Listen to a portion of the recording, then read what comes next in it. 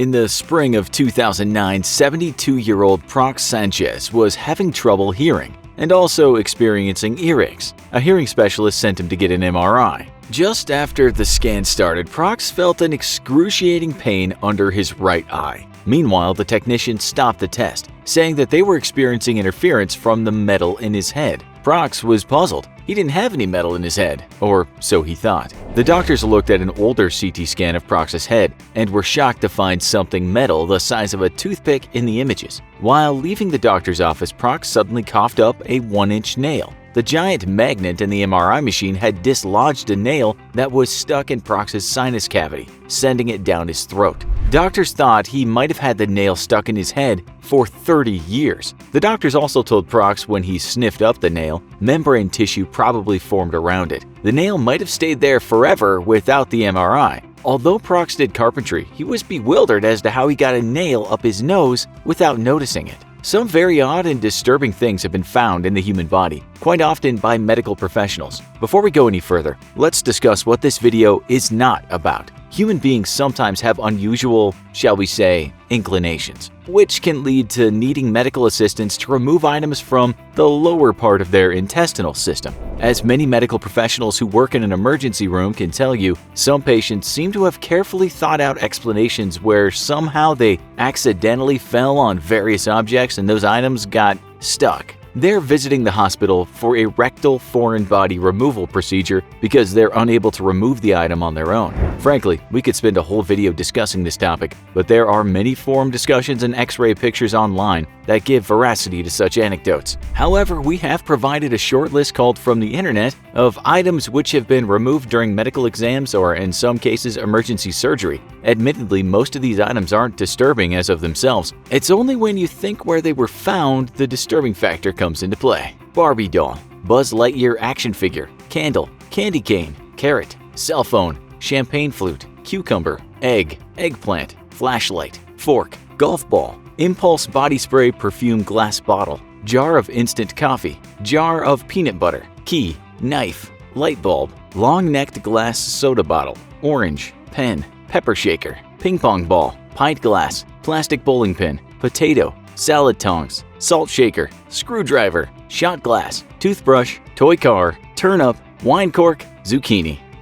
Now that we've settled that, who feels like sushi? In February of 2012, the Journal of Parasitology published a report on a 63-year-old Korean woman who experienced severe needle-like pain in her mouth while eating a dish of parboiled squid. She immediately spat the squid out, but it was too late. Upon examination by a doctor, 12 squid spermatophores were found to have implanted themselves into the mucous membrane of the woman's tongue, cheek, and gingiva. The parasites were promptly removed along with some of the woman's damaged oral tissues. Apparently, internal organs including the sperm bag weren't removed from the squid before meal preparation. A game played by some kids in India almost had deadly consequences for one of the players. In 2012, 12-year-old Anil Barela of Madhya Pradesh was messing around with some friends at a local river. The kids dared one another to swallow live fish. Anil took on the challenge. However, instead of going down Anil's esophagus, the 3.5-inch fish slipped down his windpipe and entered his left lung. Anil began to have trouble breathing and was rushed to the local hospital. The doctors measured the oxygen level in Anil's blood at 80%, 18 points lower than a normal 98%. An X-ray showed Anil's left lung as completely opaque due to the foreign object lodged in it. Doctors performed an emergency bronchoscopy and inserted a cable into Anil's lungs. The camera showed that the fish was still alive. Doctors then performed a 45-minute procedure to remove the fish. Anil made a full recovery. Planning on sticking to vegetables now? In another food-related mishap in the summer of 2010, 75-year-old retired schoolteacher Ron Svenden felt terrible. He was chronically fatigued, had lost his appetite, and frequently had coughing spells. A lifelong smoker, Ron had been battling emphysema for some time, but with the sudden turn in his health, he worried that he had cancer. When Ron was rushed to the hospital with a collapsed lung, his x-rays revealed something unusual. There was a 1.5-inch pea sprout growing in his lung. Much like Anil, doctors thought that while eating peas, one simply went down the wrong pipe and lodged in Ron's lung instead of ending up in his stomach. Ron was relieved to find out that he didn't have cancer and was also amazed. He couldn't remember the last time he had eaten fresh peas either. Apparently, when a pea germinates, it simply needs a warm, wet place to begin to sprout. The pea shoot was removed from Ron's lung by a thoracic surgeon. As a joke, the hospital staff served Ron peas as part of his first meal after the operation. Ron took the joke in stride and ate them. Ron's not the only person to have a plant grow in their lungs. In 2009, Russian doctors operated on 28-year-old Artyom Sidyorkin, expecting to remove a tumor, and allegedly found a 2-inch fir seedling sprouting in his lung. Obviously, the results of ingesting non-food items can be very dangerous. 52-year-old Margaret Dahlman of the Netherlands showed up at the hospital complaining of a stomachache. Upon viewing x-rays of her stomach, doctors were dumbfounded to see a large mass of silverware. When going in for surgery, Margaret explained to the doctors that often when she sat down to eat, she couldn't help herself. She would ignore the meal and feast on the cutlery instead. Margaret had previously been diagnosed with borderline personality disorder, which left her with an urge to eat non-food items. The surgery removed 78 spoons and forks from Margaret's stomach. However, no knives were found. Margaret was never interested in eating those, and she couldn't explain why. Margaret made a full recovery and underwent therapy for her predilection. Margaret's not the only one to suffer this strange affliction, though. Doctors have removed a variety of items that patients have ingested. Common non-food snacks are magnets, coin, and chalk. In 2014, a teenage girl from Kazakhstan's bad habit almost ended her life. Though her stomach was swollen, 18-year-old Aperi Alexieva kept losing weight and was dangerously dehydrated and malnourished. She couldn't keep any food down, even just drinking water brought about terrible pains. Doctors struggled to diagnose her at first and then figured out the culprit. A massive hairball was blocking her digestive system. Aperi had to be transported to a large hospital in the capital city of Bishkek for an emergency life-saving surgery to remove the 9-pound hairball. The hairball formed due to Aperi's proclivity to chew on and eat her hair and bits and pieces of wool she found on the carpet at home. Apparently, during her surgery, her stomach was so distended, hair began to ooze out as soon as the wall of Aperi's stomach was cut. Despite looking through 50 years of records, the doctor said they were unable to find any cases that involved a hairball this large. You heard correctly, not other cases involving a hairball, other cases involving a hairball this large. Sometimes after a vacation, you end up feeling more stressed than if you had just stayed at work. In the summer of 2007, Aaron Dallas of Carbondale, Colorado, visited the town of Orange Walk, Belize to assist with a mountain bike race. Upon returning home, he developed large, painful bumps on his head that bled and oozed. His doctor thought they were fly bites that would eventually heal up, but the bumps wouldn't heal. Aaron visited a specialist who thought he might have shingles, a painful rash caused by the varicella zoster virus, the same virus that causes chickenpox. Aaron tried several different creams and ointments, but to no avail. Weeks went by. Aaron started getting flashes of pain that would send him to his knees. It felt like spikes were being driven into his skull. Then the lumps started throbbing and moving. Aaron thought he was going crazy. He could even hear the lumps. Another visit to a doctor brought about the revelation that Aaron's scalp was infested with botfly larvae. Medical staff numbed Aaron's head and extracted 5 fingernail-sized maggots. Most likely, Aaron was bitten by a mosquito carrying botfly eggs. Mosquitoes, stable flies, and other insects are used by female botflies to disseminate their eggs to various hosts. In this case, the host was Aaron. Aaron's not the only person who's brought home an unexpected souvenir after a vacation.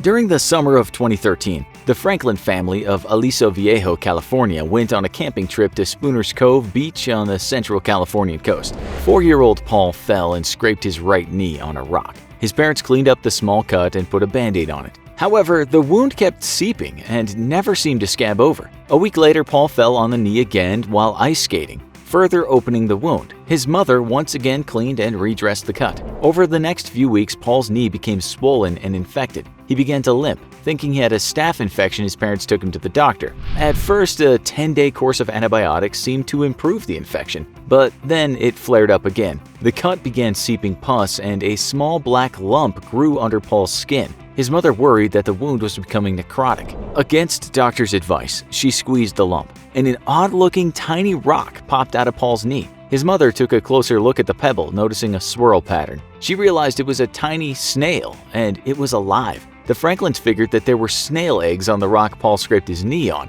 Paul's parents let him keep the snail as a pet, and he named it Turbo, after the cartoon snail. We could go on and on about the various insects, larvae, tapeworms, and spiders that have been discovered and removed from people. Ears and nose seem to be especially popular hiding places, perhaps because of the easy access. However, we'll spare you and leave it to your imagination. In 2015, Estela Melendez, a 91-year-old resident of La Boca, Chile, went to the hospital after a fall. She had an X-ray and was told by doctors she had a tumor in her abdomen and needed surgery. A second X-ray was ordered for confirmation and it revealed something shocking. The mass was not a tumor, but a fetus. For the last 60 years, Estela had a lump in her abdomen but didn't know that she was carrying a lithopedion, or stone baby. It's a rare phenomenon that occurs when a fetus dies during pregnancy and is too large to be reabsorbed by the mother. As part of a foreign body reaction, the fetus calcifies on the outside, protecting the mother's body from dead tissue and preventing infection. There have been about 300 cases of known lithopedion worldwide,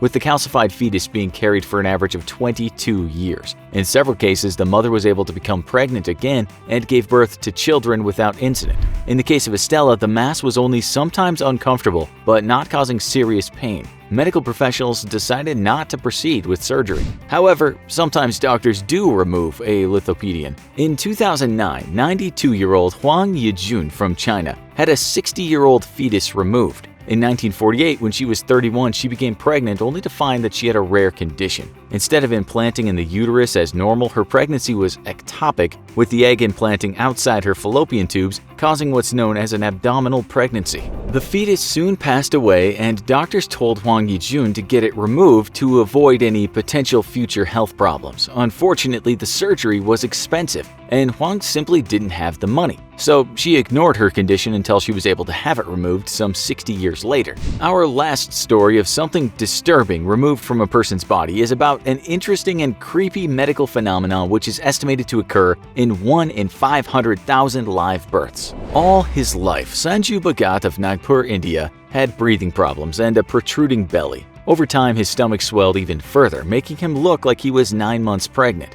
One night in June of 1999, his breathing problems got worse, and an ambulance rushed the 36-year-old farmer to the hospital. Doctors began to operate, thinking that Sanju had a large tumor pressing on his diaphragm. As they cut into Sanju's stomach, unexpectedly gallons of liquid gushed out. Then the doctors found something unsettling. Sanju had a twin. In his stomach, there was a half-formed fetus with hair, bones, and developed hands with long fingernails. Sanju had one of the world's rarest and most bizarre medical conditions, fetus in fetu. It's an extremely rare development abnormality that occurs early in pregnancy when a fetus gets trapped inside its twin. The parasitic twin leeches off the dominant twin as the fetuses continue to grow. Usually, both fetuses die before birth from the strain of sharing a placenta. However, in some cases such as Sanju's, the host twin survives and is born. It is possible for the trapped fetus to survive past birth by forming an umbilical cord-like structure that leaches its twin's blood supply.